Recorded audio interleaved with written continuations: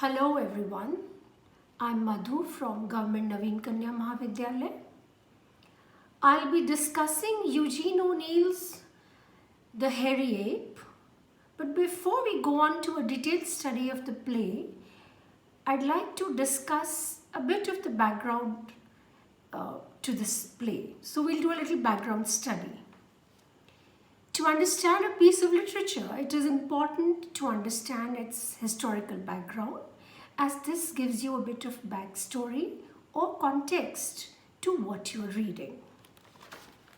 So we go on to understand a bit of the history of American drama. Drama is known as the caboose of literature because, like the caboose on a train, it lies at the rear of all forms of literature. Drama explores issues and styles only after they've been introduced by the other arts.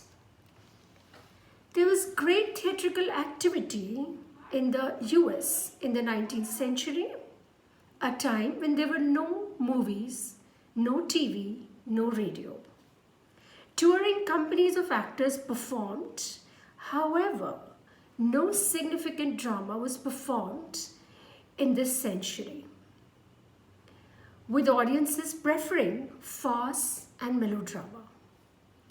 European drama influenced modern American drama profoundly in the last third of the 19th century with the achievements of three playwrights, Henrik Ibsen, August Strindberg, and Anton Chekhov.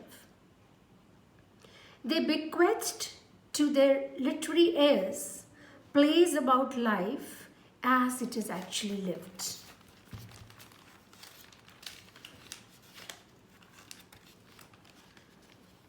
They presented characters and situations realistically in what has been called the slice of life dramatic technique. Soon after the beginning of the 20th century, realism became the dominant mode of American drama. In 1916 and 1917, two small theatre groups in New York began to produce new American plays. They provided a congenial home for new American playwrights like Eugene O'Neill. These groups were the beginning of modern American dramatic theatre. Eugene O'Neill was born in 1888 and he died in 1953 at the age of 65. He is considered the first important figure in American drama. Almost 100 years after the 1920 production of his play, Beyond the Horizon, he is still regarded as the most important playwright the US has produced. He introduced into American drama the techniques of realism earlier associated with Ibsen, Strindberg, and Chekhov. Eugene O'Neill's intense psychological plays were a radical departure from the convention of theatre as entertainment. He was among the first Americans to include speeches in common language or dialect and to concentrate on characters on the fringes of society where they struggle to maintain their hopes and aspirations and ultimately slide into disillusionment and despair. O'Neill's plays were based on the many odd jobs he held before becoming a playwright. He looked deeply into all his characters, producing searing portraits of desire and frustration,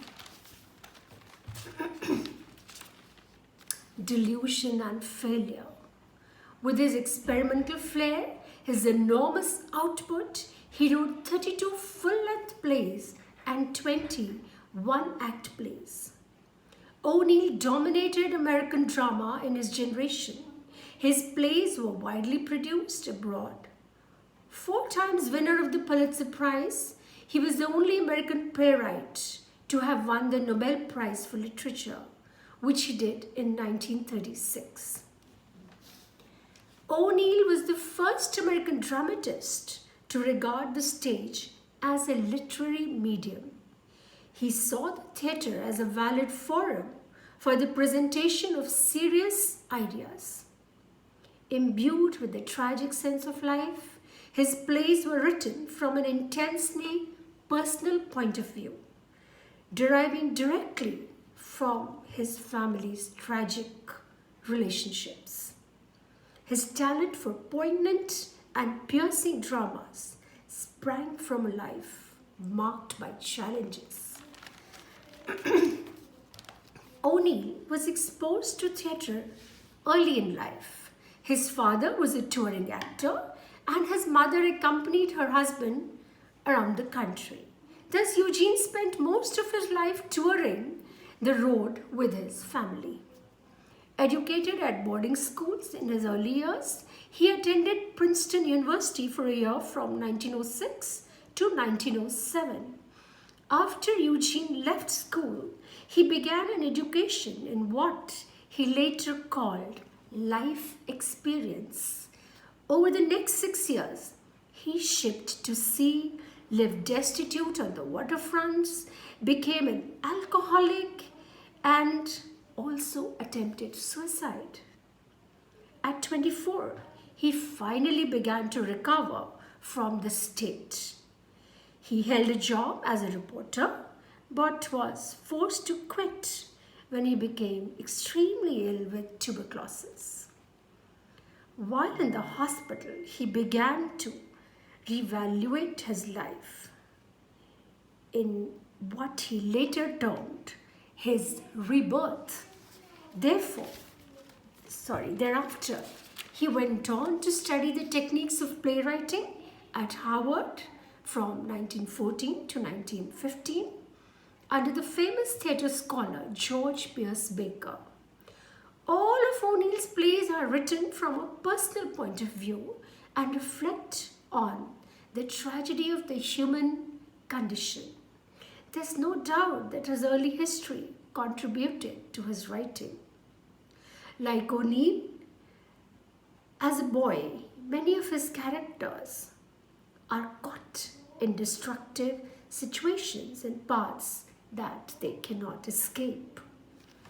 Before O'Neill, most American drama was farce or melodrama. O'Neill embraced the theatre as a venue to work out serious social issues and ideas. His plays deal specifically with the American tragedy rooted in American history and social movements. A voluminous writer and creator of the serious American drama of the 20th century, he wrote 48 plays, and interestingly, 13 of these plays are called sea plays. Thus, we come to the end of the introduction. In the subsequent videos, we shall be discussing The Hairy Ape in detail. Thank you.